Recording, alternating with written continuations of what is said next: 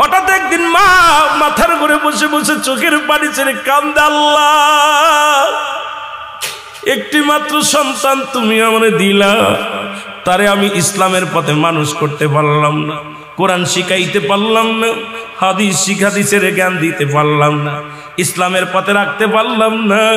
আমি মা হয়ে আল্লাহ তোমার কাছে ফরিয়াদ করলাম, তুমি শোনো নাই রে আল্লাহ। আল্লাহ যদি নাই তুমি শোনো, আমার মাতাল সন্তানকে তুমি ঈমান দিয়ে দাও, ও যদি মারা যায় যেন ঈমানের সাথে মৃত্যুবরণ করে। জোরে বলো আল্লাহু আকবার। এ মুসলমান শুনে নাও, মা দোয়া করে, মায়ের দোয়া কবুল হয়ে গেছে আল্লাহর দরবারে। ছেলে ডাকতে বলে, মা আমি যাব হাসান বসরির কদমের মধ্যে, কিন্তু আমি উঠতে পারি না, দাঁড়াইতে পারি না, বসতে পারি না রে মা, তুমি যদি একটু হাসান বসরি আমার বাড়ি ডাকতে, আমি খাস তওবা করে নিতাম, আল্লাহ যেন গুনাহ মাফ করে দেয়। এর মা জননী দৌড়াইলেন হাসান বসরির কাছে। হাসান বসরির কদমে যা ডাকতে বলে, হুজুর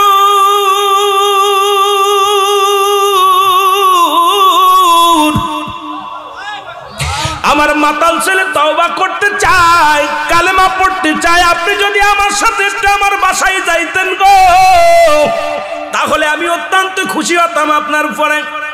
হাসান বসরি ডাক দে কয়, মা গো তোমার ওই মাতাল ছেলেকে কালেমা পড়ানো তো দূরের কথা, তওবা তো দূরের কথা, ওই ছেলে যদি মারা যায় ওর জানাজা পর্যন্ত আমি পড়ব না, ওর কবর পর্যন্ত দিব না, মাটি দিব না, জানাজা পড়ব না, গোসল করাবো না। সুতরাং নাফরমান গুনাহগার ব্যক্তি যদি মারা যায়, আমি হাসান বসরি তার কদর ঠিকানে যেতে পারি না। মা জননী কাঁদতে কাঁদতে চলে আসলেন বাড়ি এসে দরজা খুলে সন্তানের মাথায় হাত বোলাইয়া দিলেন। ছেলে ডাকতে বলে, মা হাসান বসরি কি আসছে? কয় না। কয় মা গো কেন আসলো না? কয় তোর মতো মাতালকে সে কালেমা পড়াবে না, তোর মতো মাতালকে সে তওবা করবে না। ছেলে চোখের পানি ছেলে ডাকতে বলেন, মা গো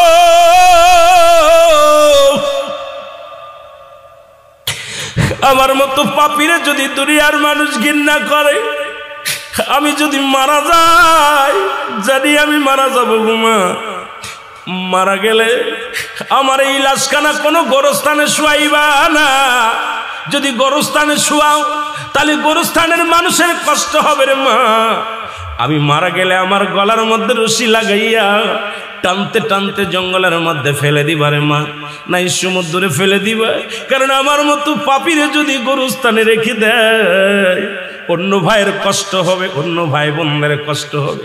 এই জন্যে মা গো আমার দেহ কানা তুমি দুনিয়ার মধ্যে কোথাও দাফন করবা না। মা একটা দাবি করে, যার দুনিয়ার মধ্যে ভুল করেছি রে মা আমি ক্ষমা চাই। কানতে কানতে সন্তান দুনিয়া থেকে বিদায় হয়ে গেল। আল্লাহু আকবার বলুন। সন্তান মারা গেল, জনম দুঃখিনী মা চোখের পানি ছেড়ে কান্দে, মালিক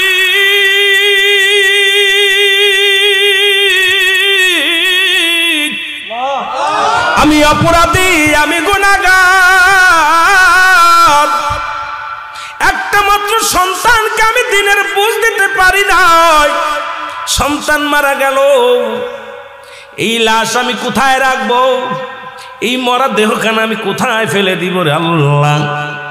সন্তান তো বলে গেছে, মা তুমি আমার গলার মধ্যে রশি লাগাইয়া বনের মধ্যে ফেলে দিবা, নাই পানিতে ফেলে দিবা। এখন আমি কি করি? চোখের পানি ছেড়ে কান্দে।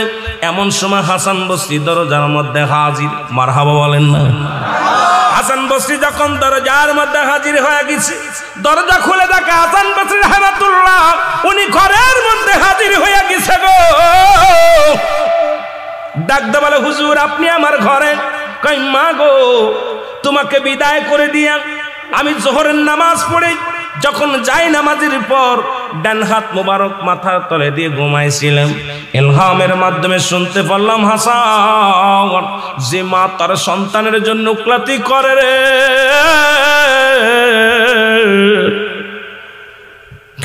হাসান রে আজকে মা সন্তানের পক্ষে গেছে রে, ওই সন্তানের ফরিয়াদ আমি আল্লাহ কবুল করেছি। আমি আল্লাহ সন্তানের তওবা কবুল করেছি, কারণ মায়ের হাতটা আমি বিফলে যেতে দিই নাই। মা জননী হাত উঠাইছে সন্তানের হইয়া, আমি আল্লাহ কবুল করে নিছি রে হাসান, তুমি যাও। মায়ের চোখের পানি জমিনের মধ্যে পড়ে, আমি আল্লাহ সইতে পারি না। তুমি যাই ওই সন্তানকে গোসল করাইবা, তুমি ওই সন্তানকে কাফন পরাইবা, তুমি ওই সন্তানকে দাফন করাইবা, কারণ আমি আল্লাহ ওই সন্তানের ফরিয়াদ তওবা কবুল করে নিছি। জোরে জোরে বলো মারহাবা। হাসান বসরি ডাকতে বলে, মা মা গো, এই দুনিয়ার মধ্যে তোমার দোয়া বিফলে যায় নাই। মাগো, তোমার দোয়া আল্লাহ কবুল করেছে, তোমার সন্তানের তওবা আল্লাহ কবুল করেছে।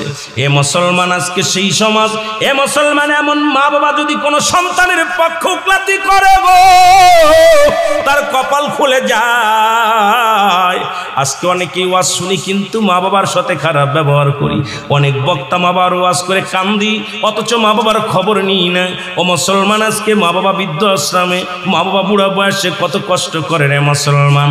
আজকে মা বাবার হক আমরা আদায় করতে পারি না, আল্লাহর দরবারে কি জবাব দিব রে মুসলমান। আমি এই জন্য আমি আপনাদেরকে বলে যাই, তওবা করবা বেশি বেশি, আর মা বাবার যত্ন করবো বেশি বেশি গো। মা বাবারেও খুশি রাখবা, আমার আল্লাহ রাসূলকেও খুশি রাখবা, ইসলামের বিধান মেনে চলবা, দুনিয়া আখিরাত দুইটাই শান্তি পাবা। জোরে জোরে বলেন ঠিক কিনা? এ মুসলমান, গভীর মনোযোগ। লা ইলাহা, নাই কোন ইলাহ ইল্লাল্লাহু, এক আল্লাহ ছাড়া, মুহাম্মাদুর রাসূলুল্লাহ, আল্লাহ পাকের প্রেরিত রাসূল বা বান্দা হলো নবী। মারহাবা বলো। আর একটু জোরে। আল্লাহ পাক একমাত্র ঠিকানা হলো রাহমাতাল লিল আলামিন। নবীকে ভালোবাসো, আল্লাহর প্রেমের ডুব দাও রে মুসলমান। এই কালেমা পড়লেন পৃথিবীর মধ্যে, এই কালেমা পড়ে ইসলামের মধ্যে ঢুকলা। আজকে মুসলমান, তুমি আল্লাহ ছাড়া কোনো মাবুদ নাই, অথচ আজকে বাংলার জমিনে মুসলমানেরা কোরআন নিয়ে অবমাননা করা হয়। আজকে কোরআনের প্রতি তওমাত দেয়া হয়, নবীর প্রতি তওমাত দেয়া হয়, সাহাবীদের প্রতি তওমাত দেয়া হয় রে মুসলমান। শুনে নাও, কয়েকদিন আগে বড় কষ্ট পাইলাম, কোরআনকে বলতেছে কোরআনের ভিতর অধিকাংশ আয়াত জাল, কোরআনের ভিতর অধিকাংশ আয়াত হলো বানোয়াট, অথচ আল্লাহ বলেছেন জালিকাল কিতাবু লা রাইবা ফীহি। জোরে বলো মারহাবা। মুসলমান, যার ভিতরে কোনো সন্দেহ নাই, যার কোনো জবর ভুল নাই, জেরের ভুল নাই, নুক্তার ভুল নাই। আজকে বাংলার জমিনের কিছু শায়েখ আছে যারা কোরআনের ব্যাখ্যা দিতে যায় কোরআনের ভুল ধরেছে। আল্লাহ বলে, কারা ধরবে না? হুদাল্লিল মুত্তাকিন। ও মুসলমান শুনে নাও, যারা মুত্তাকিন হবে, যারা মুমিন হবে, কোরআনের অবমাননা করবে না, ইসলামের অবমাননা করবে না। এই জন্য যারা চন্দ্র পূজা করে, যারা প্রতিমা পূজা করেন, যারা দুনিয়ার মধ্যে আল্লাহ ছাড়া অন্যকে সাক্ষী বানায়, দেবতা বানায় পূজা করেন, আল্লাহ বলে হাবিব ওদের জানায়া দাও। আমি ছোট্ট একটা সূরা পড়ে আলোচনা শুরু করেছি, সূরা ইখলাস। আল্লাহ বলে হাবিব ওদের জানায়া দাও, আল্লাহু আল্লাহু আহাদ আল্লাহুস সামাদ লাম ইয়ালিদ ওয়া লাম ইউলাদ ওয়া লাম ইয়াকুল লাহু কুফুয়ান আহাদ। জোরে জোরে চিল্লায়া চিল্লায়া বলেন আল্লাহু আকবার। আল্লাহ ডাকতে বলে, হাবিব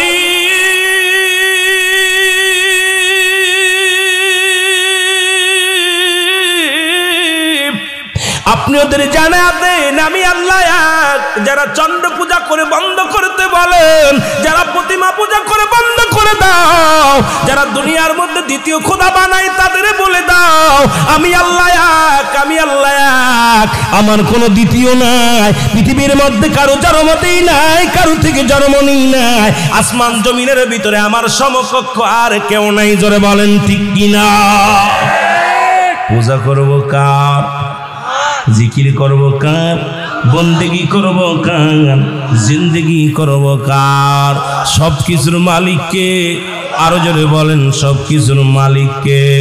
একটু জোরে জোরে চিল্লায় বলা যাবেন আল্লাহু আকবার। আর একটু জোরে জোরে চিল্লায় বলা যাবেন আল্লাহু আকবার। এ দুনিয়ার মুসলমান শুনে নাও, এই জন্য আমি আজকে অনেক যুবক ভাইয়ের আছো গো, যুবকদের বলে যাই, এই কালেমা পড়লেন, এ দুনিয়ার মুসলমান, কালেমার জন্য কত যুবক জীবন দিয়া গেল, এই কালেমার জন্য জীবন বাজি রাখলো। শুধু লা ইলাহা নাই কোনো ইলা ইল্লাল্লাহ এক আল্লাহ ছাড়া, মুহাম্মাদুর রাসূলুল্লাহ আল্লাহ পাকের প্রেরিত রাসূল বা বান্দা হলো। এই কালেমার ওয়াজ যদি করি রাত কেটে যাবে রে মুসলমান, দেখা যাক কত পর্যন্ত আগাইতে পারি। আমি আপনাদের কয়েকটা কথা বলে যাই, দিলের কান্ডা লাগায় শুনে নেন। এই যুবক ভাইয়েরা শুনে নাও, এই যুবক কালেমা পড়লেন। কে পড়ল রে? দুনিয়ার মধ্যে আব্দুল হুজ্জাব নামে একজন যুবক কালেমা পড়লেন। লা ইলাহা নাই কোনো ইলা ইল্লাল্লাহু এক আল্লাহ ছাড়া। সে জিকির করতে লাগলেন আর কয় ইল্লাল্লাহু ইল্লাল্লাহ লা ইলাহা, আরো জোরে বলেন ইল্লাল্লাহু ইল্লাল্লাহ লা। হুজ্জাব কালেমার পাগল হয়ে গেল, বকরি চড়াইতে মাঠে যায়, বন্ধু বান্ধব কত রং বিরঙের গান গায়, বন্ধু বান্ধব গুলো সব আনন্দ ফুর্তির মধ্যে থাকে। আর হুজ্জাব কি করে? কালেমা পড়ে। বকরিগুলো কালেমা শুনে তাকায় রয়েছে হুজ্জাবের দিকে। ও মুসলমান, হুজ্জাবের চাচার কাছে খবর আসলো, ছোট্টবেলা হুজ্জাবের বাবা মারা যায়, মা জননী অন্য পুরুষের সঙ্গে বিবাহ বন্ধনে আবদ্ধ হয়েছে। আমার যুবক বাজানরা সামনের সারিতে দেখেছি অনেক যুবক বাবারা বসে আছো, কারণ আগামী দিনের প্রজন্ম তোমরা এই যুবকরা। আজকে যুবক বয়সে যেখানে থাকার দরকার ছিল গানের প্যান্ডেলে, আসছো জান্নাতের প্যান্ডেলে। আমি আপনাদের কিছু কথা বলে যাই, কারণ যুবক বয়সে হবে জান্নাতি। আল হাসান আল হুসাইন হবে যুবকদের সর্দার, জান্নাতের সর্দার। যুবক বয়সে একবার আল্লাহ বলা আর বৃদ্ধ বয়সে 1000 বার বলা সমান হবে না। সুতরাং আজকে যুবক ভাইয়েরা, যুবক সমাজের উদ্যোগে মাহফিল, যদিও চেয়ারম্যান বাড়ির মাহফিল, তবুও যুব সমাজের উদ্যোগের মাহফিল। যুবক ভাইয়েরা ফিরে আয়, ফিরে আয়, ফিরে আয়, দিন ইসলামের মধ্যে ফিরে আয় যদি শান্তি পেতে চাও। জোরে বলেন ঠিক কি না? হুজ্জাব কি করলেন? কালেমা পড়লেন। খবর এসে গেল চাচার কাছে, ও আমাদের নেতা, আমাদের মালিক, তোমার বাতিজা কালেমা পড়ে। কি সেই রাগ কালেমা পড়ে? সদা সর্বদা যখন কালেমা পড়ে তখন আমাদের বকরিগুলো খানা খায় না, উটগুলো খানা খায় না। ওই পাগলটার মুখের দিকে তাকায়া থাকে, পেল পেল করে তাকায়া থাকে। বলে হুজ্জাবরে ডাকো, সে কি কালেমা পড়েছে। ডাক দিয়ে হলো, কয় চাচা বাতিজা। দুজন পাশাপাশি বসলেন। এখন চাচাই জিগায় বাতিজারে, তোমার মালিককে? তোমার মালিককে? বলে কেন বাবা? আমার মালিক আমার আল্লাহ। জোরে বলেন মারহাবা। আমার মালিক কে? জোরে জোরে চিল্লায় বলেন কে?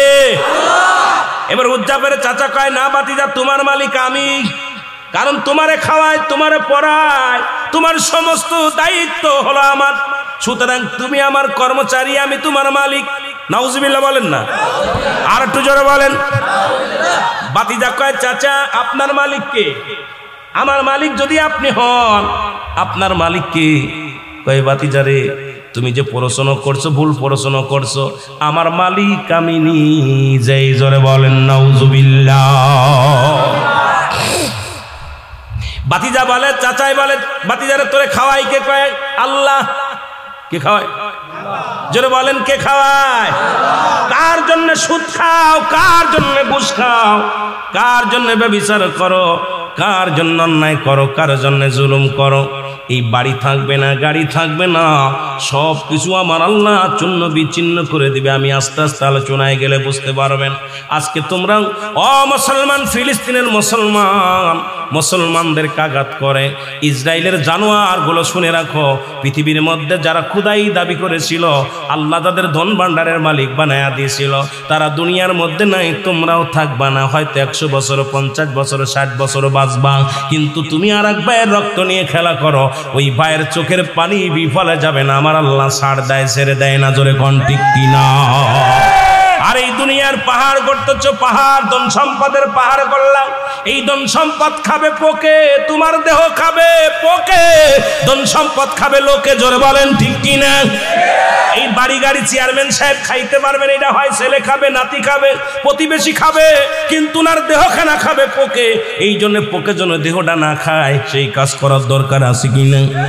সেই কাজ হলো জান্নাতের বাগান, নামাজ, রোজা, হজ, যাকাত, ইসলামের বিধান মেনে চলতে যদি পারো, তোমার দেহটা যদি সুন্দরভাবে ইসলামের মধ্যে গঠন করতে পারো, তোমার দেহটা কবরের ভিতরে সম্মানের সাথে থাকবে, তোমার কবরে তোমার দেহটা থাকবে, সুন্দর থাকবে, ফেরেশতারা তোমার কবরে সালাম দিবে, তোমার যত্নে রাখবে, আরামে রাখবে। আর যদি তোমার দেহখানা যদি ইসলামের বিধান না মেনে চলে যাও, ওই দেহখানা কবরে ঢুকার সঙ্গে সঙ্গে পোকে খাওয়া শুরু করবে। জোরে বলেন ঠিক কিনা? আমার ভাইরা, আমার বন্ধুরে, বাতিজা বলে, চাচা খাওয়ানোর মালিক আল্লাহ, রিজিকের মালিক আল্লাহ, হায়াতের মালিক আল্লাহ। কে কে?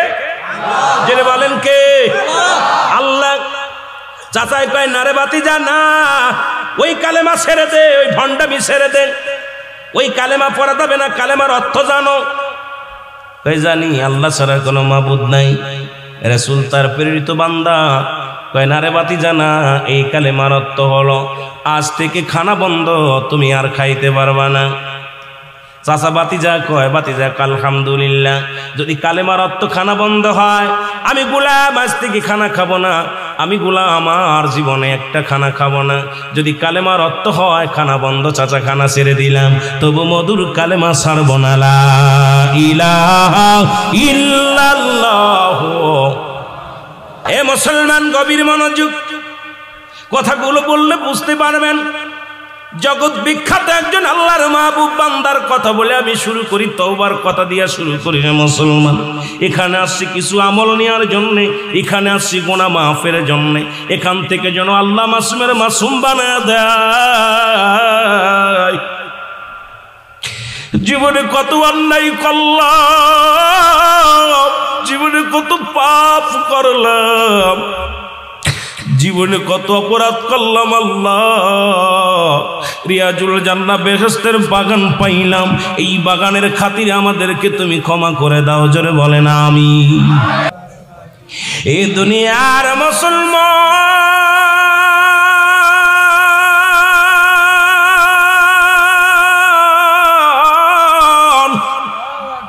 আমি বলতেছিলাম, এক নাম্বার বিপদ হলো মানুষের মরণ, দুই নাম্বার বিপদ হলো মানুষের কবর, তিন নাম্বার বিপদ হলো কিয়ামতের ময়দান। একটার পর একটা বিপদ রে মুসলমান। এই মরণের কথা বলতে যাইয়া আমি আপনাদেরকে বলতেছিলাম, সবচাইতে সহজ মৃত্যু যদি এত কঠিন হয়, তাহলে তাদের কঠিন মৃত্যুটা কত কঠিন হয়। ও দরদি বন্ধু, একটা কথা বললে বুঝতে পারবেন রে মুসলমান। মা মরিয়াম আলাইহিস সালাম, ঈসা ইবনে মরিয়ামের মা, ঈসা নবী একদিন বসে আছে, মা মরিয়াম ডাকতে বলে, বাবা বাজারে যাও, কিছু ফল নিয়ে আসো আমার জন্য, আমি দুঃখিনী মা, কিছু ফল খাবো। মা মরিয়াম যখন হুকুম দিলেন, হযরত ঈসা আলাইহিস সালাম কি ফলের সন্ধানে ঈসা নবী ছাকা নিয়ে ঝুড়ি নিয়ে চলে গেলেন ফল আনতে। বাজারে যখন ফল আনতে চলে গেলেন, আজরাইল আলাইহিস সালাম জমিনের মধ্যে আগমন করলেন। কত ছেলে কলেজে পড়ে লেখাপড়া করে চাকরি করবে, আজরাইল সামনে খাড়া হয়ে গেছে, মোটর সাইকেল নিয়ে গেছে, শেরপুরে বাজারে পথের মধ্যে লাশ হয়ে ফিরেছে। কত কফির বাবারে আমার বিদেশের মাটিতে গেছে টাকা কামাইতে, লাশখানা কফিনে করে এসে গেছে। জোরে বলেন ঠিক কিনা? কারণ মরণের কোনো সময় নাই, টাইম নাই, কখন মৃত্যুবরণ হয়ে যাবে, কখন যেন মালাকুল মউত চলে আসবে কেউ বলতে পারি না রে বাবা। এই জন্য আমি আপনাদেরকে বলে যাই, অনেকে মনে করি বুড়া হলে নামাজ পড়বো, বুড়া হলে রোজা রাখবো, বয়স হলে, এখনো তো বয়স হয় নাই। কারণ মরণের কোনো সিরিয়াল নাই, কে কখন চলে যাবে কেউ বলতে পারি না। জোরে বলেন ঠিক কিনা? আমার ভাইরা, আমার বন্ধুরা, এর মারিয়াম, মারিয়ামের কাছে আজরাইল ডাকতে বলে, সালাম দাও, আসসালামু আলাইকুম মা মারিয়াম।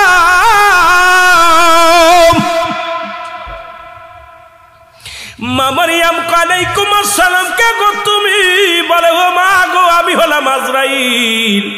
আল্লাহু আকবার বলেন। আজরাইল রে, তুমি কিসের জন্য আসছো? কয় মা গো, আল্লাহর হুকুম হয়েছে তোমার জানটা এখন বাইর করব, তোমার রূহটা এখন এই মুহূর্তে তোমার রূহটা ছিনিয়ে নিয়ে হবে, এখনই তোমাকে মৃত্যুবরণ করতে হবে, তোমার রূহটা নিয়ে যাওয়ার হুকুম হয়েছে আমার উপরে। জোরে বলেন আল্লাহু আকবার। আর একটু জোরে বলেন আল্লাহু আকবার। মা মরিয়ম একটা চিৎকার মেরে বলে, আজরাইল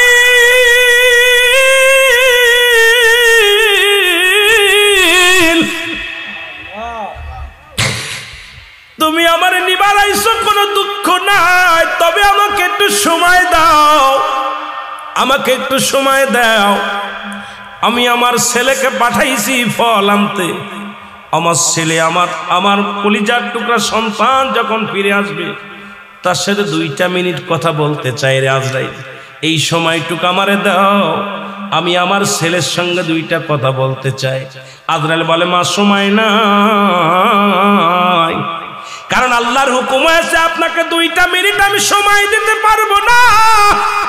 ও মা মরিয়ম, এখনই হুকুম আছে আপনার রূহটা কবজ করার জন্য, সুতরাং 2 মিনিট কেন 2 সেকেন্ড সময় দিয়ে আমার দ্বারা সম্ভব নয়। আপনি প্রস্তুতি নেন, আপনার রূহ কেন আমি বাইর করব। জোরে জোরে চিল্লায় বলো আল্লাহু আকবার। আজরাইল হুকুম দিলে, হুকুম পাইলে তোমার মতো মৌলবী, আমার মতো মৌলবী মুন্সি দেখার সময় নেই। খালি হুকুম আসতে পারলে দেখা যায় সিজদার মধ্যে পড়ে আছে, রুকুর মধ্যে পড়ে আছে, ঘুমের মধ্যে মরে আছে। কারণ কখন কোন হালাতে নিব, আল্লাহ যখনই হুকুম দিবে আজরাইল তখনই সেই হালাতেই ধরে ফেলবে। জোরে বলেন ঠিক কিনা? আজরাইল আলাইহিস সালামকে মারিয়াম আলাইহিস সালাম বলে, ও আজরাইল, আমি ভয় করি না, মৃত্যুকে ভয় করি না, মৃত্যুকে পরোয়া করি না, তুমি আমার নিয়ে যাবা, যদি আমার কথাই যদি না শুনবা তাহলে আমি প্রস্তুতি নিলাম, তুমি আমার রূহটা নিয়ে যাও। সঙ্গে সঙ্গে আজরাইল আলাইহিস সালাম রূহটা নিয়ে গেছে, মা মরিয়ম জমিনের মধ্যে পড়ে গেছে। জোরে বলো আল্লাহু আকবার। মরিয়ম আলাইহিস সালাম কি বলছে, সঙ্গে সঙ্গে জমিনের মধ্যে পড়ে গেছে গো।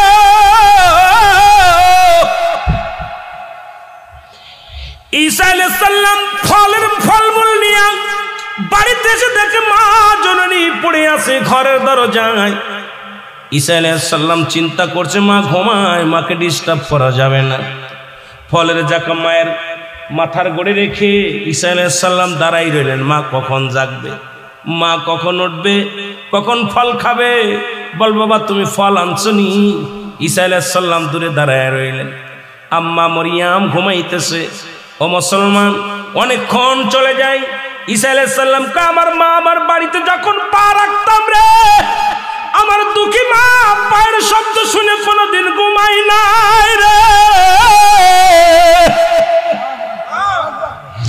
আমার জনম দুঃখিনী মা যখন আমি ঘরে ফিরে আসতাম, পায়ের শব্দ শুনিয়া বলতো, ঈসারে আইসো নি বাবা?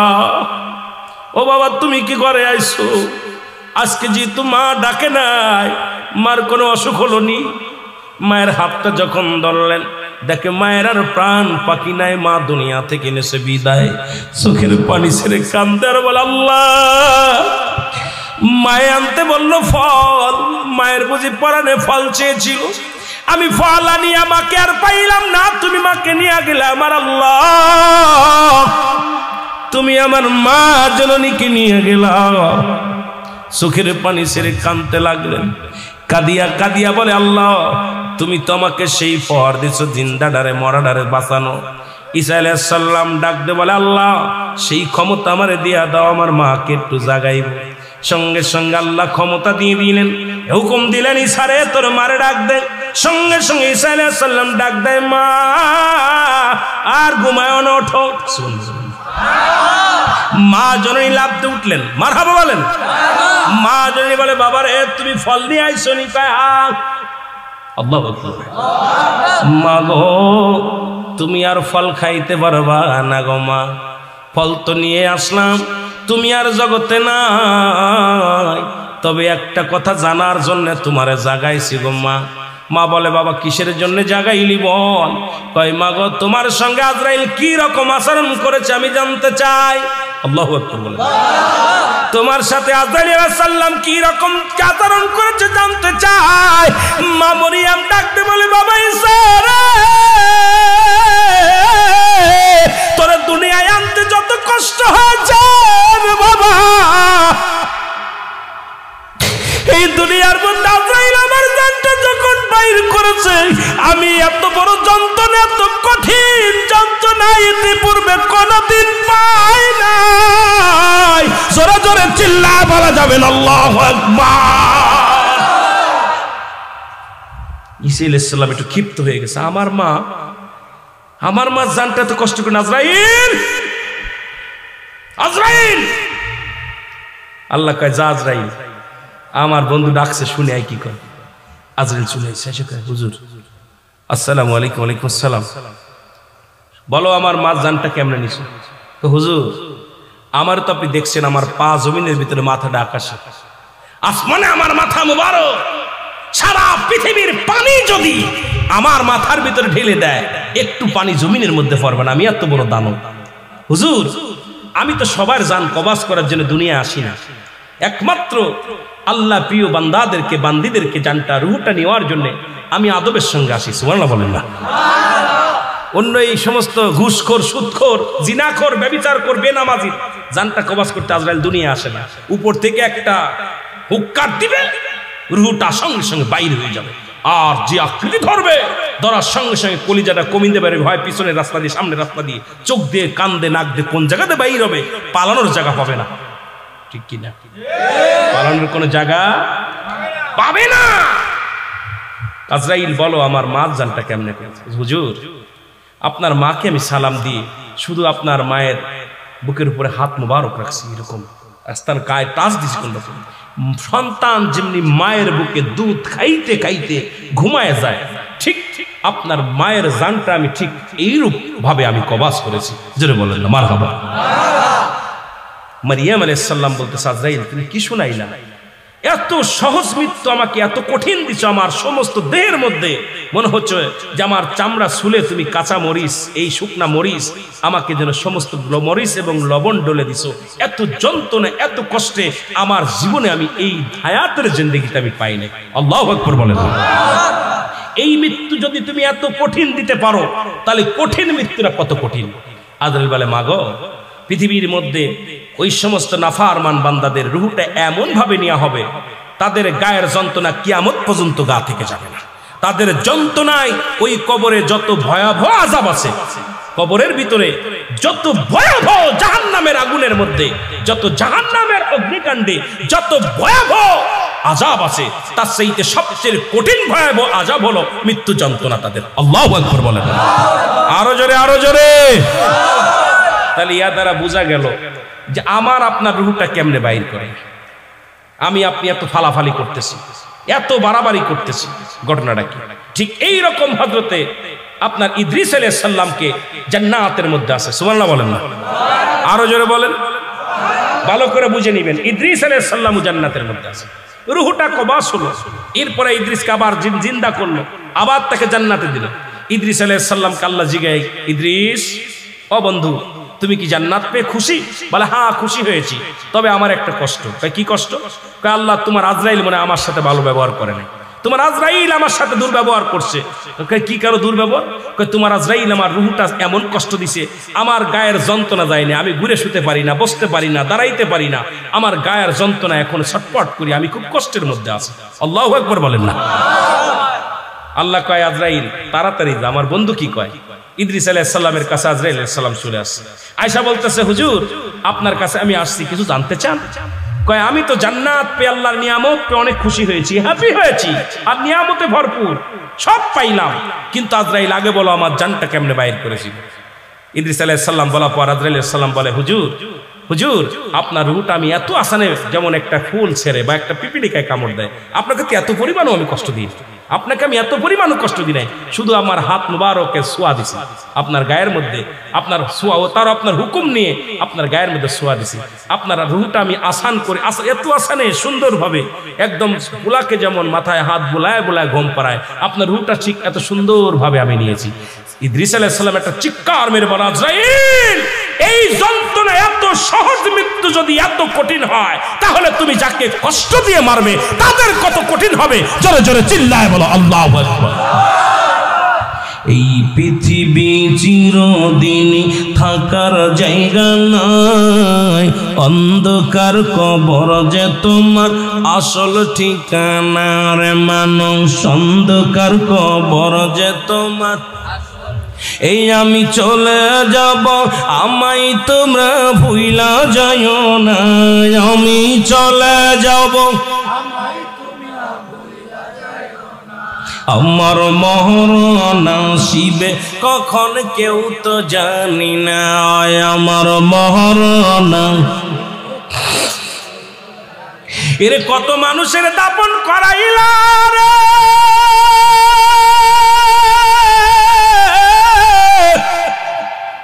কত মানুষের কাপন পরাইলা, কত মানুষকে গোসল করাইলা। গোসল যারা করায় কেউ বলে পায়খানা করে দিছে, কেউ বলে প্রস্রাব করে দিছে, কেউ বলে জিহ্বা বাইরে গেছে, চক্ষু দুইটা বড় বড় হয়ে গেছে। এই মরণের যন্ত্রণা আল্লাহ আল্লাহ,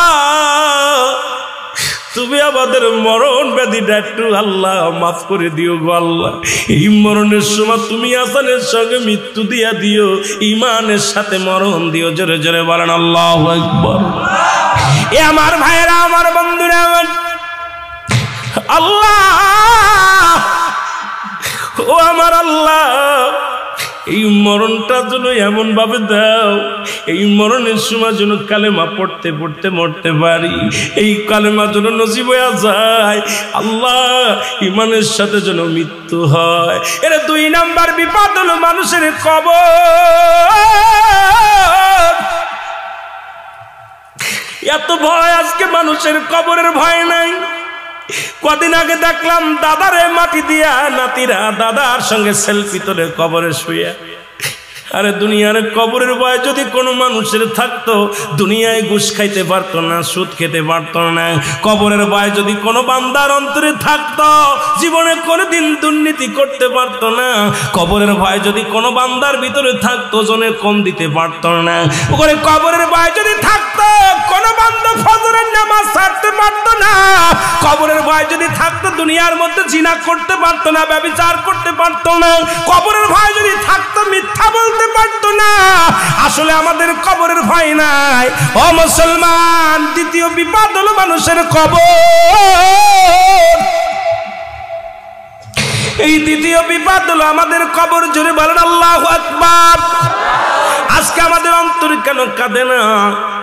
কবরের ভয় কেন আমাদের অন্তরে জাগে না রে মুসলমান? আমি দেখলাম, কত জায়গা দেখলাম, কবর করে আর সেলফি তুলে ছেড়ে দেয়। রে একবার কি তোর মরণের চিন্তা হয় না? যেখানে কোনো বাতি নাই, যেখানে কোনো সাথী নাই, কোনো বন্ধু নাই, ওরে বন্ধু নাই, বান্ধব নাই, এই ঘরে একমাত্র আমার আপনার হবে ঠিকানা। জোরে বলেন ঠিক কিনা? এ আমার ভাইয়েরা, আমার বন্ধুরা, আমার গভীর মনোযোগ।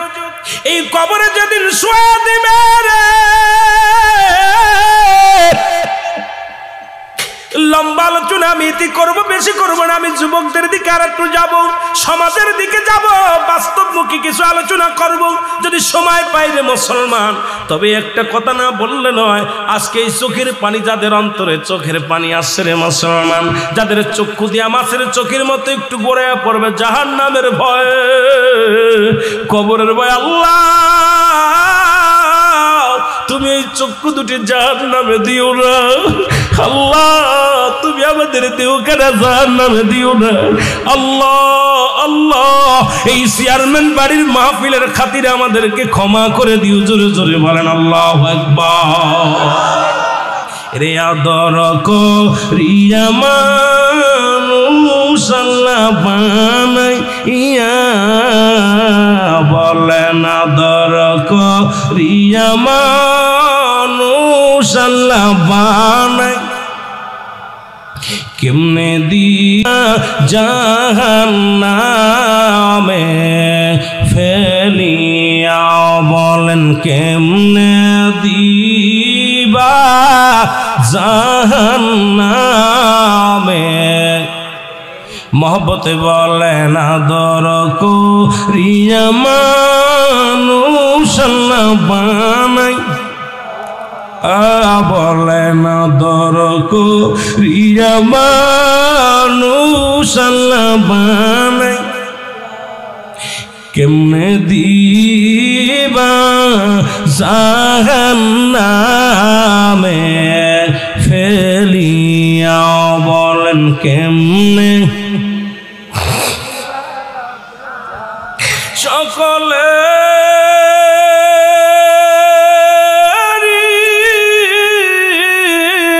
দরজা হইতে আল্লাহ ফিরিয়া, এর সকলে দরজা হইতে আল্লাহ ফিরিয়া, এই মাহফিলে কান্দি গো আশিক বসিয়া, বলেন আদর করিয়া মানুষ আল্লাহ বানাই, মহব্বতে বলেন আদর করিয়া মানুষ আল্লাহ বানাই, এর কেমনে দিবা জাহান্নামে। এ দুনিয়ার মুসলমান,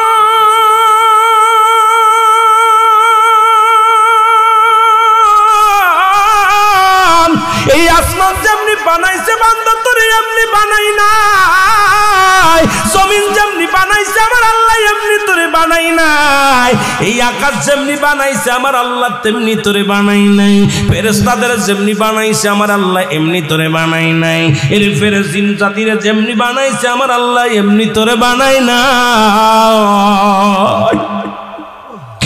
এই দুনিয়া সৃষ্টি যেমনি করেছে রে বান্দা এমনি তোরে বানাই নাই, কোন আর ফাকুন বলে সব বাইর হয়ে গেছে, পাহাড় জমিন আসমান জমিন যা কিছু আমার আল্লাহ বানাইলো শুধু হুকুম দিয়া বানাইলো, আর বান্দারে তোরে আদর করি আমার আল্লাহ কয় বান্দা আমি তোরে আমার কুদরতি হাত দিয়ে বানাইলাম, বান্দারে আমার আল্লাহর কুদরতি হাত দিয়ে তোরে বানাইলো। একবার তোর মুখের দিকে তাকায় দেখ, তোর কত সুন্দর নাকটা বানাইলো, কত সুন্দর মুখটা বানাইলো, কত সুন্দর তোর গালটা বানাইলো, কত সুন্দর চোখ দুটি বানাইলো, কত সুন্দর দুটি কান দিল, বান্দারে 3.5 ইঞ্চি 4 ইঞ্চি একটা কপাল দান করলো। এই বান্দা হাজার গুনাহ করিয়া তখন সিজদার মধ্যে যায় বলে সুবহান রাব্বিল আলা, আল্লাহ বলে যখন ডাক দেয় আমার আল্লাহ লজ্জা পেয়ে যায়, কারণ আদর করে বান্দা বানাইছে। এই বান্দা যখন নত সুরে আল্লাহ বলে ডাক দেয় আমার আল্লাহ জিন্দেগির সব গুনাহ মাফ করে দেয়, জোরে বলেন মারহাবা। এই জন্য ফেরেশতাদের যেমনি বানাইছে বান্দা তোর এমনি বানাই নাই, তোর কত দাম, এই মানুষের কত দাম, মানুষের কত ইজ্জত, মানুষকে কত মহব্বত করে আমার আল্লাহ বানাইলো। আল্লাহ কয় বান্দা এই আকাশ জমিনের মধ্যে যা কিছু আমি আল্লাহ বানাইলাম শুধু হুকুম দিছি রে বান্দা, আমি বান্দা হুকুম দিয়া সব বানাইলাম, আর এই মানব জাতিকে আমি আদরের বান্দা বান্দিরে আমি বানাইলাম আমার কুদরতি হাত মোবারক দিয়া। সেই আল্লাহ পাকের সঙ্গে নাফরমানি কেমনে করে বান্দা? একবার কি মরণের চিন্তা হয় না, কবরের চিন্তা হয় না? জোরে জোরে বলেন ঠিক কিনা? আদর করিয়া মানুষ আল্লাহ বানাই, বলেন আদর করিয়া মানুষ আল্লাহ বানাই, এর কেমনে দিবা জাহান্নামে ফেলিয়া, বলেন কেমনে?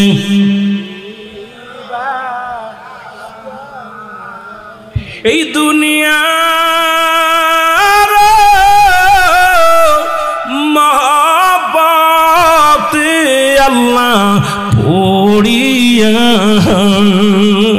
আল্লাহ এই দুনিয়ার মায়ার জালে আল্লাহ পড়িয়া নামাজ রোজা সবই গদিছি সারিয়া পাখি যে দিন ফাঁকি দিয়া চলিবে সোনার খাসা বিছানাতে রহিবেন সাপে কাটবে গর্জন মারবেন হায় রে হায় আগুন ঢালিয়া দিবেন কলি যায় আগুনের তাপ যখন গায়ে বান্দা লাগিবে গায়ের গোস্ত খইসা খইসা পড়িবে বলে না দরক রিয়া মানুষ আল্লাহ বানাই কেমনে দিবা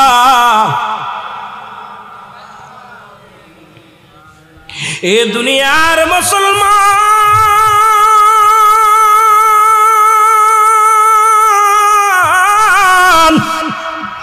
আমি এই জন্য বলতেছিলাম দ্বিতীয় বিপদ হলো মানুষের কবর এই কবরে যেদিন শোয়াবে সর্বপ্রথম দুজন ফেরেশতা আসবে তার নাম হলো নুমান ফেরেশতা আল্লাহু আকবার আমরা জানি কবরে শোয়াইলে একজন ফেরেশতা আসবে মানকার নেকির ফেরেশতা আপনার দু কাঁধে দুজন বর করে রাখছে কেরামান কাতিবিন দুনিয়ার জিন্দেগিতে যা যা করছেন সব লিখে রাখছে দুজন ফেরেশতা কবরে যেদিন শোয়ানো দিবে সঙ্গে সঙ্গে কবরের মধ্যে আসবে নুমান ফেরেশতা আপনাকে রুহটা পৌঁছাতে বলবে বান্দা চেয়ারম্যান সাহেব দুনিয়ার মধ্যে আল্লাহ রুহটা দিয়েছিল আজরাইল জানটা নিয়েছিল আর আমি নুমান ফেরেশতা আপনার রুহটা ফেরত দিয়ে গেলাম এই নেন রুহটা ফেরত দিয়ে দিলাম দিয়া পর বান্দারে জাগাইবে চক্ষু দিয়া দেখবে না অন্ধের মতো সব টের পাবে অন্ধ মানুষ যেমন দুনিয়ার আলো বাতাস দেখতে পায় না কানে সবই শুনতে পায় রে মুসলমান শুনে নেন এইরকম যখন রোমান ফেরেশতা ডাকতে বলবে বান্দা ওঠো এবার হাতের মধ্যে দুখানা কাগজ আনবে নোমান ফেরেশতা একখান আনবে বদির কাগজ একখান আনবে নেকির কাগজ এই কাগজখানা হাতের মধ্যে দিয়া বলবে বান্দারে 80 বছরের জিন্দেগি তুমি পাইলা 70 বছরের জিন্দেগি তুমি পাইলা কত রাকাত নামাজ পড়েছো কত জায়গা কোরআন খতম পড়েছো কত জায়গা তুমি ইসলামের দাওয়াত দিয়েছো কয়টা হাদিস শোনাইছো কয়েকটা তুমি নামাজ কাজা দিছো সব কিছু লিপিবদ্ধ আছে গো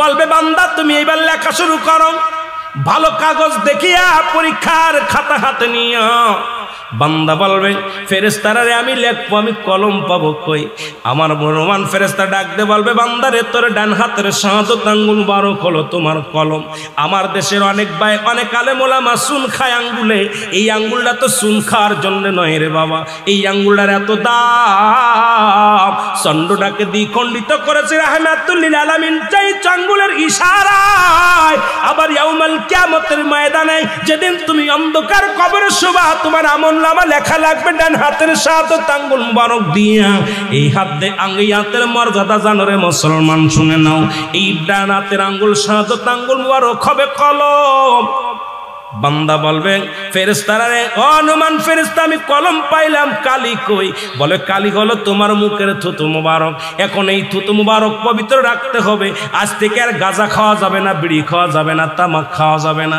ওরে অনেক আলেম আছে পানের মধ্যে এত হানিক জর্দা না হলে পান চলে না আবার বিড়ির বিরুদ্ধে ওয়াজ করে রে মুসলমান শুনে নাও বড় কষ্ট হয় আমার তখনই বিড়ি তো আগুন বানায় উড়ায় দেয় আর আলেম সাহেব জর্দা না হইলে পান খাইতে পারে না কয়টা হলো মুবারক মুসলমান অধিক প্রমাণ মাকরু সেবন করলে হয় সগীরা গুনাহ সগীরা গুনাহকে ছোট করে দেখলে হয় কবিরা গুনাহকারী জাহান্নামী জাহান্নামী জাহান্নামী এখন কয় সগীরা গুনাহ মাকরু মাকরু মাকরু অধিক পরিমাণ মাকরু সেবন করলে হয় সগীরা গুনাহ কি গুনাহ হয়তো অনেকের গায়ে লাগবে বলে আওয়াজ আসতে হয়েছে। কি গুনাহ? জোরে বলেন কি গুনাহ? সগীরা গুনাহ। এবার সগীরা গুনাহকারী বেশি, সগীরা গুনাহ বেশি করলে হয় কবিরা গুনাহ। কবিরা গুনাহকারী হবে জাহান্নামী। এখন তুমি বিড়ির বিরুদ্ধে ওয়াজ করো, আগে পানের মধ্যে জর্দা ছেড়ে দাও। মুসলমান এই কথাটা বললেই তো অনেক আলেমের গায়ে লেগে যায়, তখন তোরে মুসলমান শুনে নাও। এর মুসলমান দেলের কান্ডা লাগা, শোনো পান খাও, বারণ করি না, এটা হাড়ের রোগের ওষুধ। পানের রোগটা, পানের সেই পানের রসটা হলো হার্ট রোগের, হাড়টা তারে মজবুত করে। কিন্তু এর মধ্যে তুমি বিষাক্ত তামাক 1 কেজি ছাড়া হয় না। আবার তুমি বিড়ির বিরুদ্ধে ওয়াজ করো, কয় বিড়ি হারাম। আছে না? অনেক মৌলবি ওয়াজ করার পান খায় জর্দা দিয়া, ওয়াজ করার খায়। এই হচ্ছে কি, নিজে যেটা ছাড়তে পারিস না, আবার একজনে বলার দরকার নেই। যেরকম ঠিক কিনা? রাগ করতেছেন? কয়টা বাজে? কয়টা বাজে? সারা দিন বাবারে আপনারা চলতেছে, কিন্তু আমার চলতেছে না, কারণ আমার দৌড় পড়তেছে খালি পিঠের মধ্যে। বলতেছিলাম যে কথা শুই না লন, তাহলে আজ থেকে মুখ দিয়ে ফাইসা কথা বলা যাবে না, ইয়াবা খাওয়া যাবে না, ফেন্সিডিল খাওয়া যাবে না, মদ খাওয়া যাবে না, মুখ দিয়ে কাউকে গালি দেওয়া যাবে না, মুখ দিয়ে পচা কথা বলা যাবে না। মুখটা পবিত্র রাখার দরকার আছে কি না? যে তুইটা হবে সেদিন কিয়ামতের ময়দানে কালি, কবরের মধ্যে হবে তোমার কালি, কাপনের কাপড় হবে তোমার কাগজ। 3 টুকরা কাপনের কাপড় দিয়া দেয়। এর হাকিকতটা শুনে নাও। প্রথম কাপনের কাপড়টা টান দিয়ে খুলে নিবে, বলবে বান্দা এই নাও কাগজ, তুমি লেখা শুরু করো। সেকেন্ডের মধ্যে লেখা হয়ে যাবে। এবার বান্দার হাতে আর একখানা কাগজ ধরাইয়া দিবে, বলে এটা কি? কয় তোর জিন্দেগি, 70 বছরের জিন্দেগি, কোন জায়গা জিনা করেছিলি, কোন জায়গা পরে সেরি নিয়ে গল্প করেছিলি, কোন জায়গা সিনেমার হলে বয়া বয়া সিনেমা দেখছিস, কোন জায়গা নাটক সিমেশা হয়ে নটপটি নাচাইছিস, কোন জায়গা বেহায়াপানা করছিস, কোন জায়গা সুদ খাইছিস, কোন জায়গা ঘুষ খাইছিস, কোন জায়গা বইয়া ব্যভিচার করেছিস, সব কিছু সামনে পেয়েগুলো আমি করি নাই। সঙ্গে সঙ্গে ভিডিও পেলে সামনে হাজির হয়ে যাবে রে। কত টাইমে, কত সেকেন্ড, কোন মাসে, কোন তারিখে, কোন বছরে, সব সামনে হাজির হয়ে যাবে। বান্দা লজ্জায় মাথা লুকাতে যাবে, লুকাইতে পারবে না। নুমান ফেরেশতা বলবে লেখো। বান্দা যার হিসাব তার লেখা লাগবে। আমরা তো অনেকেই জানি না, মানে আমাদেরটা লেখে রাখতেছে কেরামান কাতিবিন। এরে বাবা না, তোরটা তো নিজের লেখা লাগবে। কবরে শোয়ানো পর পর যার আমল নামা তার নিজেরটা নিজে লেখা লাগবে। আল্লাহু আকবার বলেন। এই লেখানোর দায়িত্ব থাকবে নোমান ফেরেশতা। উনি ডাকতে বলবে লেখো। বান্দা শিকার যাবে না, লিখতে যাবে না, আঘাত করবে হাতুড়ি দিয়ে, লোহার গম্বুজ দিয়া বাড়ি মারবে, সঙ্গে সঙ্গে মাটির তলে অনেক দূরে চলে যাবে। আবার টানতে বাইর করবে, আবার মাছ দিবে। ডান দিকের মাটি বাম দিকে চাপ দিবে, বাম দিকের মাটি ডান দিকে চাপ দিবে, উপরের মাটিগুলো নিচের দিকে চাপ দিবে, নিচের মাটিগুলো উপরের দিকে চাপ দিবে, সামনের মাটিগুলো পিছনের দিকে চাপ দিবে। বান্দার হাতটি কোটে ডান দিকের হাড় বাম দিকে চলে যাবে রে। কোন কান্নাই কাজ হবে না রে। তোমার আমল নামা তোমার লেখাই লাগবে রে। তুমি কত অন্যায় করেছো এগুলো সব লেখা লাগবে, লেখা হয়ে যাবে। এবার বান্দার তোমার গলার মধ্যে লটকায়া থুয়ে যাবে, বলবে হায় আফসোস বান্দা, 40 বছরের জিন্দেগি পাইয়া তুমি আল্লাহকে চিনতে পারো না, 80 বছরের জিন্দেগি পাইয়া গুনাহ মাফ করতে পারো না, 100 বছরের জিন্দেগি পাইয়া তুমি জাহান্নামী হয়ে গেলা। আফসোস করতে করতে যাবে। হায় রে আফসোস রে বান্দা, দুনিয়ার প্রেমে পড়ে গিয়েছিল রে বান্দা, এই দুনিয়ার প্রেমে পড়িয়া তোমার জীবনটাকে হারাইলা। আফসোস করতে করতে বান্দার কবর থেকে যখন যাবে, ওই কবরের ভিতরে তখন মুনকার নেকির হাজির হয়ে যাবে। জোরে বলো আল্লাহু আকবার। আর জোরে বল। এবার মুনকার নেকির আসিয়া থাকবে বান্দার কবরের ভিতরে দুখানা কাগজ লটকানো। নেকির কাগজ যদি বেশি ভারী হয়, এটা থাকবে উপরে, বদির কাগজটা থাকবে তলে। বদির কাগজটা যদি বেশি হয়, এটা থাকবে উপরে, নেকিটা থাকবে উপরে নিচেই। বান্দা যখন নেককার হবে, ডাকতে বলবে বান্দারে শোন রে বান্দা, তুই বড় ভাগ্যবান। আমার আল্লাহ ঘোষণা করেছে, একটা নয় দুটি নয়, বিসমিল্লাহির রহমানির রহিম উইদ্দাতু লিল মুমিনিন।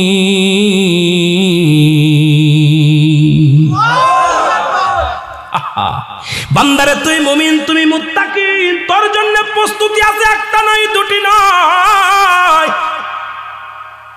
8টা। কয়টা?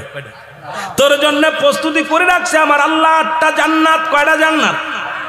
জোরে বলেন, কয়টা জান্নাত? ভয় পান না? কয়টা জান্নাত?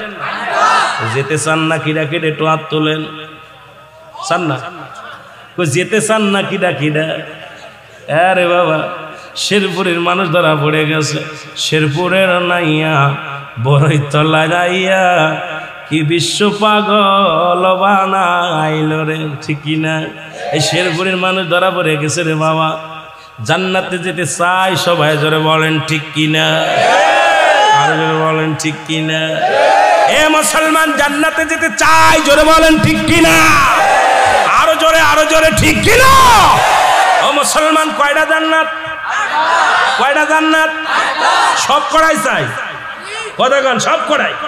কারণ আল্লাহর গোলামি করবো, একটা নয়, সব করা চাই, সব বাড়ি আমার। কতক্ষণ? আল্লাহ পাক দিয়ে দিবে, কয়ে বান্দারে যেটা খুশি যা। কারণ সারা জীবন গোলামি করছি, সারা জীবন কষ্ট করছি, শীতের রাত্রে জেগে জেগে তাহাজ্জুদের নামাজ পড়ছি, কোরআন পড়েছি, না খেয়ে থাকছি, ঘুষ খাস নাই, সুদ খাস নাই। বান্দারে আজকে তোর জন্য খোলা আছে সব কটা দরজা। তোর যেটা ভালো লাগে এটা দিয়ে ঢোক, আর যেটা ভালো লাগে সেটা দিয়ে বাইর হ। শুধু আবাদান আবাদান, চিরস্থায়ী একমাত্র ঠিকানা হবে তোর জান্নাত। আরো জোরে বলেন আল্লাহু আকবার। জাহান্নামীদের জন্য প্রস্তুতি করে রাখছে আমার আল্লাহ। বলে বিসমিল্লাহির রাহমানির রহিম উইদ্দাতু লিল কাফিরিন। আমি আল্লাহ কাফের, বেঈমান, মুনাফিকদের জন্য প্রস্তুতি করে রাখছি কয়টা জাহান্নাম? জোরে বলা যাবে? জোরে বলা যাবে? কয়টা জাহান্নাম? আল্লাহ বলে কাফের, বেঈমান, মুনাফিকদের জন্য রেখে দিলাম 7টা জাহান্নাম। কিরা কিরা যাবেন? সালাক হয়ে গেছি বা হুজুর মাগুরার মানুষের কাছে আর মানতে রাজি নয়, কারণ মাগুরা থেকে এসে শেরপুরের মানুষের ঠগায় দিয়ে যাবে, হবে না। গতবার ঠগেছি, এবার টিকতে চাই না। ও মুসলমান শুনে নাও, কারণ 7টা জাহান্নাম রাখছে বেঈমান মুনাফিকদের জন্য। আর জাহান্নামের গেটের মধ্যে লাগানো আছে একটা গাছ, সেটার নাম হলো জাক্কুম নামে কাঁটাযুক্ত গাছ। এই গাছের গাছগুলো গ্রাস করে ফেলবে, জাহান্নামীদেরকে পালাইতে যাবে, ধরে আনবে, ধরে ধরে গিরে গ্রাস করে ফেলবে। জান্নাতের গেটে লাগানো থাকবে সিদরাতুল মুনতাহা বড়ই গাছ। এ মুসলমান, যে বড়ই গাছে কোনো কাঁটা থাকবে না, ফল থাকবে। এখন কোন তাফসীর কারক বলেছে সিদরাতুল মুনতাহা শব্দের অর্থ বড় নহর, আবার কোন কিতাবের মধ্যে আছে এটা শব্দের অর্থ হলো বড়ই গাছ। জান্নাতের মধ্যে থাকবে বড়ই গাছ, যে গাছে কোনো কাঁটা থাকবে না, শুধু ফল থাকবে। রাসূল আকরাম সাল্লাল্লাহু আলাইহি ওয়াসাল্লামকে যখন নবীজি মিরাজ করলেন, মিরাজের মধ্যে যাইয়া সিদরাতুল মুনতাহায় নামাইলেন। জিবরিল আমিন কয়, আল্লাহর নবী কয়, জিবরিল কোথায় রাখলা? বলে হুজুর এইটা রেখে দিলাম সিদরাতুল মুনতাহায়। নবী দেখলেন তাকায়া জান্নাতুল মাওয়া। আল্লাহু আকবার বলেন না? নবী তাকায়া দেখলেন জান্নাতুল মাওয়া। নবী বললেন এটা কি? কয় হুজুর এটা একটা জান্নাত, এই জান্নাতের নাম হলো জান্নাতুল মাওয়া। নবী কয় গাছটা কি? কয় হুজুর এটা হলো বড়ই গাছ। এই সিদরাতুল মুনতাহায় নবীকে রাখলেন। কয় নবী গো, এই জান্নাতের মধ্যে যারা যাবে কাঁটাযুক্ত ফল খায়া তৃষ্ণা নিবারণ করবে, ক্ষুধা নিবারণ করবে। মুসলমান শুনে নাও, শুনে নাও, আজকে বড়র পাতা গরম জালে দিয়া গোসল করায় দাও। হাকিকতটা জানার দরকার, হাকিকত জানতে পারলে মজা লাগবে। জোরে জোরে চিল্লায় বলো ঠিক কিনা? আমার ভাইরা, আমার বন্ধুরা, আমার কবরটা হলো এইরকম অবস্থায় থাকবে। 3য় নাম্বার বিপদ হলো কিয়ামতের ময়দান। লম্বা আলোচনা করলে রাত কেটে যাবে, আলোচনা করতে পারবো না। কিয়ামতের ময়দান কিসের ময়দান? জোরে বলেন, কিসের ময়দান? কিয়ামতের ময়দান। এই কিয়ামত হওয়ার আগে ঈসা আলাইহিস সালামের আগমন ঘটবে, খানে দাজ্জালের আগমন ঘটবে, ও মুসলমান এজিদ মজুদের আগমন ঘটবে। এখন বাংলাদেশে অধিকাংশ বেঈমান মুনাফিকেরা খানে দাজ্জাল, মুসলমান শুনে না, ইমাম মেহেদী সাজছে। অনেক জায়গা পীরেরা ইমাম মেহেদী বলে দাবি করেছে। 40 জন ভণ্ড ইমাম মেহেদী আগমন করবে। ইমাম মেহেদীর নাম থাকবে মুহাম্মদ। কি নাম থাকবে? জোরে বলেন কি নাম? একটু বলে যায় কাজে লাগবে, এই ওয়াজটা আগে দরকার, কারণ এই ওয়াজটা করতে দেরি করে ফেলেছি। কারণ বর্তমান জামানার মুসলমানদের ঈমান হরণ করতেছে। বলতেছে অনেক পীর সাহেব ইমাম মেহেদী সেজে বসে আছে। মুসলমান শুনে নেন, ইমাম মেহেদী বাংলার জমিনে আগমন করবে না, বাংলার জমিনে জন্ম নিবে না। বাংলার জমিনে যারা ইমাম মেহেদী বলে দাবি করবে, দুইটা জুতার বাড়ি মারতে পারলে তার নেকি হবে, জোরে বলেন ঠিক কিনা? ইমাম মেহেদী আলাইহিস সালামের বংশ থাকবে বদুয়া বংশ, গোত্র থাকবে বদুয়া গোত্র। এ মুসলমান ফাতেমার বংশধর হবে। ভালো করে লিখে নেন, ভালো করে জেনে নেন। ইমাম মেহেদী আলাইহিস সালামের নাম থাকবে মুহাম্মদ, নাম থাকবে কি? জোরে বলেন কি থাকবে? এর মুসলমান হাসান বসরি রাহমাতুল্লাহ আলাইহি মুসলমান, এর কদমের মধ্যে এক মাতালের গল্প বলি, আমি শুরু করব আলোচনা। আল্লাহর দরবারে যে ফরিয়াদ কবুল হয়, আল্লাহর দরবারে তওবা কবুল হয়। তওবাকারীকে আল্লাহ ভালোবাসে। তওবা করো, বেশি বেশি তওবা করো সকাল সন্ধ্যা। রে মুসলমান, হাসান বসরি রাহমাতুল্লাহ এর কদমের মধ্যে এক স্বামী স্ত্রী দাম্পত্য জীবন আসা যাওয়া করত। এ মুসলমান, হঠাৎ করে স্বামী মারা যায়, স্ত্রীর গর্ভে সন্তান থাকে। স্ত্রী আর দ্বিতীয় বিয়ে করলেন না, এই সন্তানটাকে লালন পালন করলেন। চোখের পানি ছেড়ে ডাকতে বলে, আমার মালিক,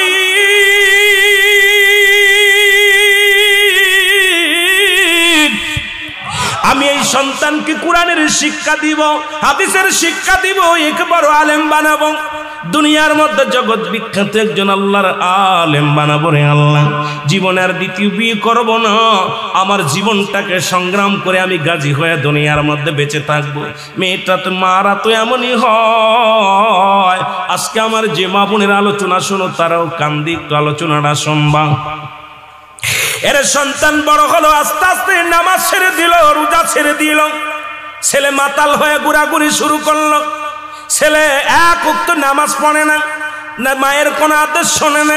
কিন্তু জনম দুঃখিনী মা প্রতিনিয়ত সন্তানের জন্য দোয়া করে, আল্লাহ তুমি আমার সন্তানকে তুমি হেদায়েত দান করো, আমার সন্তানকে তুমি আলেম বানায়া দাও, আমার সন্তানকে তুমি অপরাধ জগৎ থেকে ফিরিয়ে দাও, আমার সন্তানকে তুমি দুনিয়ার মধ্যে ইসলামী জ্ঞান শিক্ষা করায়া দাও।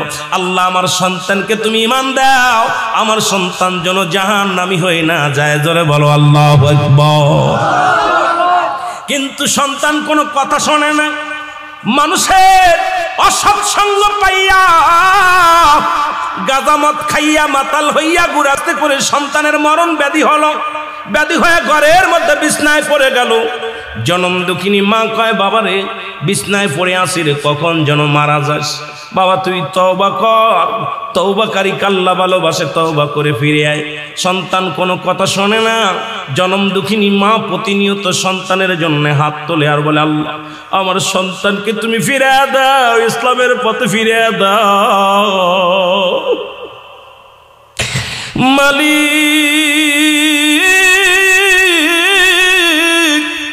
সন্তান নষ্ট হয়ে যায়। কিয়ামতের ময়দানে আমি মাওলার দরবারে কি জবাব দিব? আমি আল্লাহর আদালতে কি জবাব দিব? আমার স্বামীর কাছে আমি কি জবাব দিব? আল্লাহ তুমি আমার সন্তানকে ফিরে দাও, ইসলামের বুঝ দিয়ে দাও। সন্তান পথে আসলো না, হেদায়েত হলো না। 100 টাকা পয়সা খরচ করে চিকিৎসা করলো, সুস্থ হলো না। মরণ পথের যাত্রী